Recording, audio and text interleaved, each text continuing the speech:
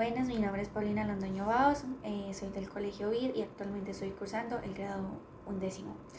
Mi ponencia se titula Trascendencia y desfase del comunismo como ideología política a través de la historia. Desde hace siglos existe una constante inquietud por reflexionar la manera en la que el hombre piensa el mundo, que de alguna forma u otra se ve distorsionada por diversos factores que se desenvuelven en su entorno, y que éste logra asimilar y convertirlo en parte de su panorama, en parte de su existencia. Así pues, es como éste en medio de su pensar también va creando y forjando posiciones frente a lo que sucede en su realidad, y se enfrenta a los demás hombres intentando mantener su postura. Por consiguiente, estos pensamientos se ven influenciados por más ideas que el hombre, en medio de su proceso de educación, va adquiriendo conforme avanza el tiempo, que bien pueden ser beneficiosos o perjudiciales. Cabe resaltar que aquí entra en juego la subjetividad del individuo, ya que de aquí radican sus posiciones. Del mismo modo, y dentro del contexto anteriormente planteado, las ideologías han permanecido y siguen permaneciendo como grandes fuertes de poder dentro de la sociedad, que entre ellas mismas abarcan la división que existe entre la población, ya sea por aspectos que incluyan la religión, la economía o uno de los más controversiales, la política. Comúnmente la política dentro de la sociedad se conceptualiza y genera una reacción inmediata de relación con la actividad por parte de políticos, gobernantes o de múltiples ciudadanos que inciden en esta, dando lugar a organismos públicos encargados de ejercer correctamente el poder y servir al pueblo. Sin embargo, dentro de una significación tan simple, lo único evidente es la ignorancia del individuo al pretender encasillar la política dentro de los usos generales que ésta provee a la humanidad. Por lo tanto, para dar un concepto pertinente de la palabra política es necesario un análisis más profundo, recurriendo a su etimología. La palabra política proviene de Grecia, específicamente de la obra de Aristóteles Politica, en donde éste plantea y fundamenta los principios y las bases de la administración del poder.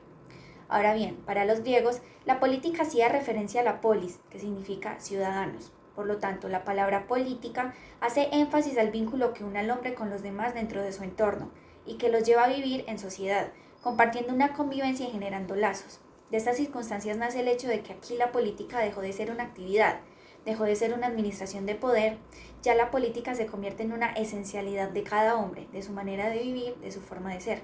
Por lo que podría decirse que la política nació y en la actualidad sigue naciendo con el individuo. Aquí que las maneras en las que se desenvuelve con el pasar del tiempo evolucionan, pero de una u otra manera parecen ser más perjudiciales para la humanidad. Dentro de este marco ha de considerarse la siguiente cuestión.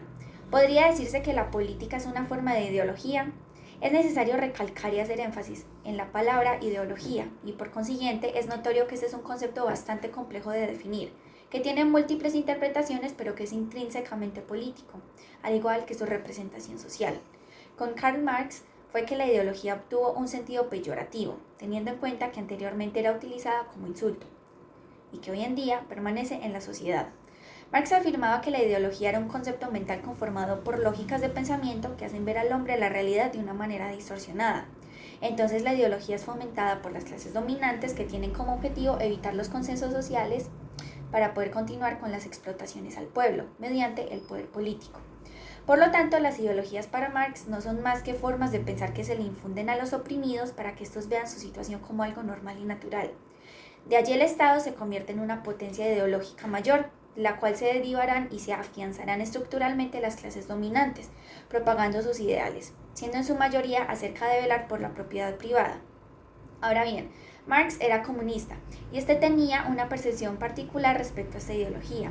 En el libro que este escribió junto a Engels, Manifiesto del Partido Comunista, se plasman sus pensamientos políticos, sociológicos y económicos, de los cuales se derivarán diversas teorías que enmarquen la abolición de la propiedad privada y asimismo las clases sociales.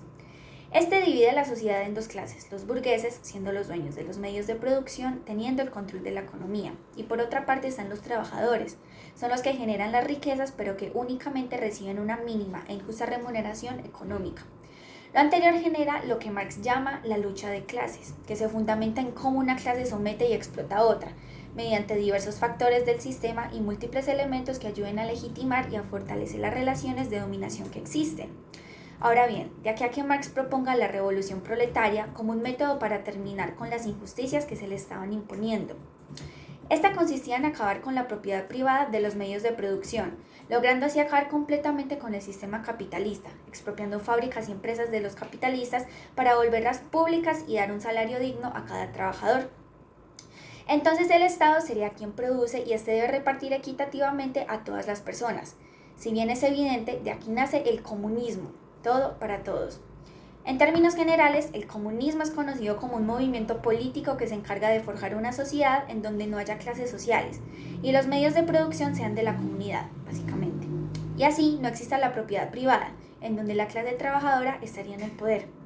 Por consiguiente, Marx afirmaba que cuando los medios de producción están a manos de los proletariados, se incrementará en producción. Sin embargo, también hay que acabar con el poder del proletariado, puesto que este también estaría siendo un tipo de sistema opresor, y esto es totalmente contrario a su pensamiento respecto al concepto de ideología, como se mencionó anteriormente.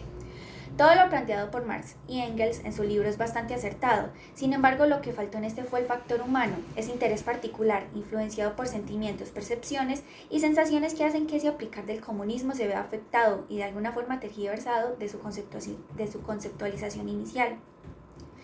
El correcto direccionamiento de las personas en la sociedad puede encaminar un buen ejercicio de la política en cualquiera de sus ejecuciones. Sin embargo, hay que tener en cuenta que el cómo se aplica ha logrado demostrar que la mala realización de una ideología política puede ser totalmente perjudicial para sus habitantes. Actualmente es evidente cómo gran parte de los problemas de un país encuentran su raíz en la política, que comienza inmediatamente a repercutir en aspectos culturales, tergiversando la realidad de una sociedad que enfrenta al peor enemigo del hombre, la ignorancia. Desgraciadamente, hoy en día no hay una comprensión y una diferenciación profunda respecto a lo que conciernen las ideologías políticas. Por el contrario, los individuos dejan manipular su opinión respecto a lo que su entorno pueda influenciar. Las ideologías no son una imagen distorsionada de la realidad cuando en ellas radican puntos de vista políticos objetivos, siendo en sí totalmente exactos.